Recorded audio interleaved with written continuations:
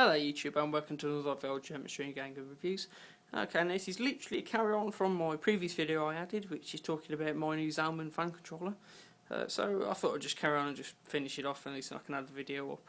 So this is just an overall talk through with the system as it goes at the end of 2012.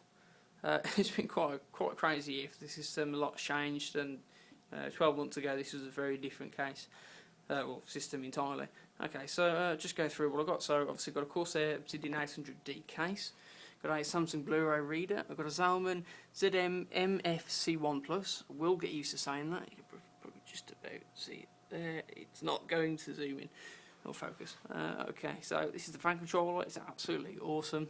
If you want to get any details about that controller, then just watch the previous video, and you'll let me know. So you'll see what I've had to say about it. Now, recently I changed my coolant, and that is the Mayhem's Aurora Blue, I think it is, or something like that. It's like a pastely sort of twirly coloured stuff. It's absolutely brilliant. It looks really cool. The video quality doesn't really do it justice, but you'd have to see it for yourself. It is really cool. So if you watch some guys' videos, you're probably a bit of a better camera. You'll probably see where I'm coming from. Got front bay, got two RAIDs. No, have I got just two? No, I've got one RAID 0 Rabbit 500 drives and two independent 320 gig drives as well. Also, just literally just behind this Corsair panel in the hidden compartment, I've got a Corsair 120 gig SSD, which is the GT version, I think. No, it's not a GT. Okay, this is just inside the system. I'll just pop the case open. But as I said, this year's been quite a bit of a change in the system. Oh god, that's heavy. And this is what it is inside at the minute. The latest update has been the GTX 570 water block, which luckily I got from quite a lucky shop in the country, because you don't tend to find too many well, this is actually a 580 block, but this is a non-reference GTX 570. So I was lucky enough to get a block for that, and they're starting to run out a little bit. And add a little bit of spare cash to get it. Also, one of the latest updates is this D5 pump mount from EK. An absolutely brilliant pump. I was quite happy enough that once I got this built up that I was going to get it connected straight to the graphics card. And it was an absolute nightmare to try and get this mounted, because there's just enough space for the pump to sit on the edge of the panelling before the window. And there was just enough space for me to get probably like an inch of tubing between this and the graphics card, so if I ever get a second one, I'm screwed, basically. Fans wise, I've got three 120mm Corsair surface pressure fans on the top, the high performance versions, but because of the Zalman controller I don't run them on full blast, because it's just pretty pointless, especially with the 360mm X. That's an EK rad as well. I built this in March, so it has to be a little bit rusty on the specifications. If you really want to know the full specifications, just put a comment in the comments, and I'll let you know exactly what it is. But it is really quite a beefy rad, and it really performs really well. Got a Corsair Cooler Master Sickle Flow 120mm fan at the back. That used to be three of those on the top, but due to a bit of a sound issue, I replaced them. And to be honest, I'm quite happy I did change them. Got 8 gig of dominated GT RAM. I recently took off, when I had the new Zalman controller, took off the cool kit thingy that Corsair sent. It looks really cool for a couple of months, and then you realise how horrid it is. We've got the EK Supreme water block, the see-through block, and it looks mint. I'm looking at getting the really small 0.11mm lights that go into the side of the block, but I'll see how it goes. It's probably not really needed. As you can see, I've lit up this block with a little LED light which is hidden underneath everything, which is the same light which is connected to that.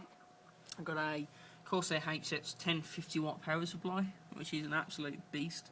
It's a really cool power supply, and at least with it being modular, I can plug in whatever I want, which at the minute is literally two things. The second Sickle Flow fan, I'm definitely going to be replacing this one eventually, purely for the fact, I've got probably half an inch worth of clearance at the bottom of the case. Obviously, because this has been carpet, the case would have sunk quite a lot considering how heavy it is. So these fans really pulling a lot and not really doing too much. Just here we've got a 140mm Corsair SP fan. No, this is an airflow fan, sorry. And that's the high performance version as well. Behind this panel it's got the standard Corsair fan because it's brilliant. I don't know what type of fan it is, it's just the one that came with the case. But it's pretty much silent, so there's absolutely no need to change it, considering all it's doing is cooling the hard drives. What else are we going for? So the motherboard itself is a Z77V. Got lighting, which got UV light there, which I don't really know why I've put it there, but it looks cool.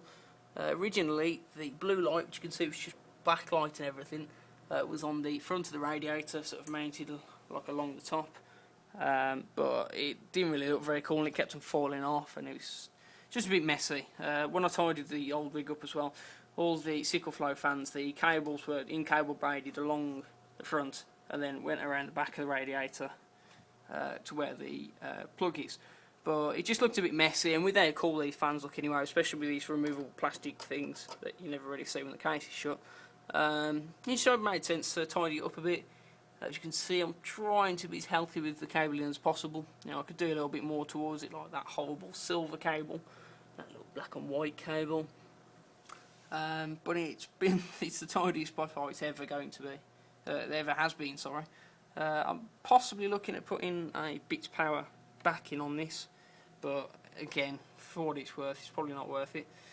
I'm looking at possibly changing my sound card next year, hopefully. Mainly because I got myself the Sennheiser PC360 headset, and it absolutely kills that. It's a Creative Sound Blaster X5, really old PCI thing. It's a good sound card, but I need something a little bit more beefy. I'm probably looking at some of the Asus sound cards, but let me know what you think about that. Yeah, I think it's pretty cool. I'll literally just show you the temperatures. Previous to adding the graphics card block, processor was sitting around about 30 degrees on idle, and probably no higher than 50 at total load. And now, considering if you put in consideration what goes from the pump to the graphics card to the radiator to the processor. Okay, back again. Alright, continue the video. So, as I was following up, so pump, graphics card to radiator to processor, then to block reservoir, then back to pump. So it's fairly balanced. You know, if anything, you know, you're going from the graphics card to the radiator, but the processor straight to the graphics card again. So it gets to the average temperature. But as I said before, processor was getting in between 30 and 35 degrees average. I did have some horrible coolant before, which actually made a mess inside the block when I cleaned it yesterday.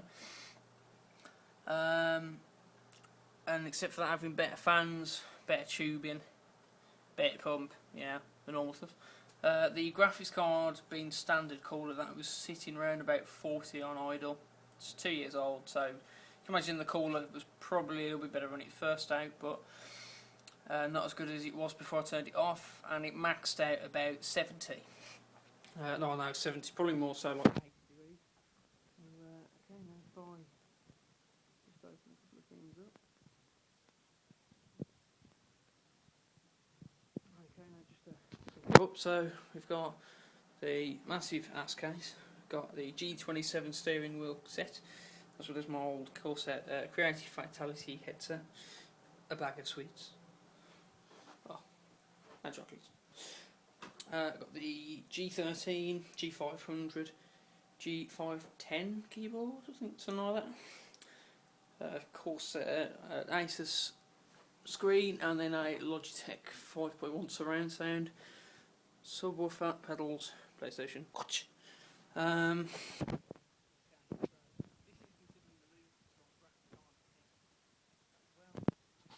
as you can see, 2600K.